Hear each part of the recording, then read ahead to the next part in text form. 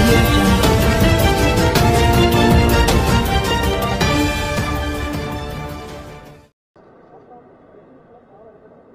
చూడండి sir, already 29 start అయింది, ఇంకొక 16 ఇప్పుడు యాడ్ అవుతుంది. సో 45 కిలోమీటర్ల మార్గం మరి ప్రారంభం కాబోతా ఉంది. Metro rail CMRS railway safety certificates కూడా దాదాపుగా వచ్చినాయి. ఇప్పుడు ట్రయల్ రన్ కూడా ప్రారంభమైంది. మరి పనులు కూడా వేగంగా జరుగుతూ ఉన్నాయి. మా అంచనా ప్రకారం జూలై మాసం చివరి వారం కల్లా సిద్ధంగా ఉండాలి. అన్ని రకాలుగా సిద్ధంగా గౌరవ ముఖ్యమంత్రి గారు వారి సమయం తీసుకొని జూలై మాసం చివరిలో ప్రారంభించేదానికి అన్ని ఏర్పాట్లు చేసుకోమని చెప్పి హెచ్ఎంఆర్కి ఎల్ఎన్టీకి కూడా ప్రభుత్వం వైపు నుండి సూచించడం జరిగింది. జూలై లాస్ట్ వీక్లో ప్రారంభించాలనే ఏర్పాట్లు ముఖ్యమంత్రి గారి సమయం తీసుకుని చేస్తా ఉన్నాం. దీంతో పాటుగా ఈ మార్గంలో మీరు చూసినట్టయితే చాలా ట్రాఫిక్ కూడా ఎక్కువగా ఉండే మార్గం. ఎల్బీ నగర్ నుంచి మొదలు పెడితే మియాపూర్ వరకు కూడా చాలా పెద్ద ఎత్తున ప్రయాణికులు కూడా ప్రయాణించే మార్గం.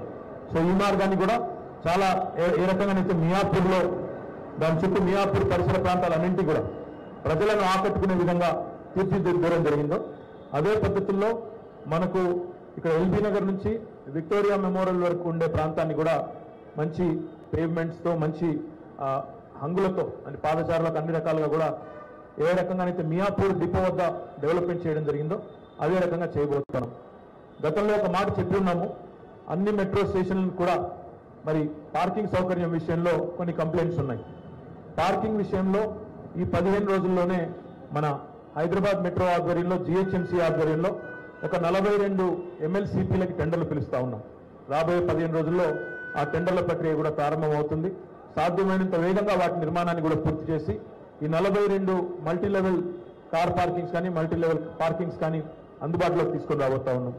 ఈ పార్కింగ్లు అంటే కేవలం ఒక ఖాళీ స్థలాన్ని చూపెట్టి అది పార్కింగ్ అనడం కాకుండా అందులో కొన్ని కమర్షియలైజేషన్ ఎలిమెంట్స్ అంటే దాని వయబిలిటీ రావాలి కాబట్టి అందులో కూడా కొన్ని కమర్షియలైజేషన్ కోసం కూడా కొన్ని ఎలిమెంట్స్ పెట్టి చాలా ఆధునికమైన పార్కింగ్ సౌకర్యాలు ఏ రకంగానైతే ఈరోజు మన మెట్రో స్టేషన్స్ వరల్డ్ క్లాస్ స్టాండర్డ్స్తో ఉన్నాయో, ప్రపంచ స్థాయి ప్రమాణాలతో ఉన్నాయో అదే రకంగా మనం కూడా MLCPలను కూడా అంతే స్థాయిలో తీర్చిదిద్దాలనే లక్ష్యంతో పోతా ఉన్నాం.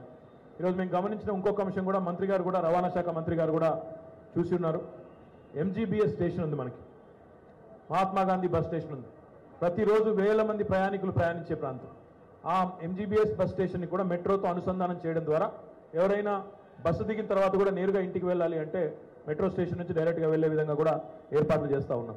అదే రకంగా మన నాంపల్లి రైల్వే స్టేషన్ కూడా ఉంది.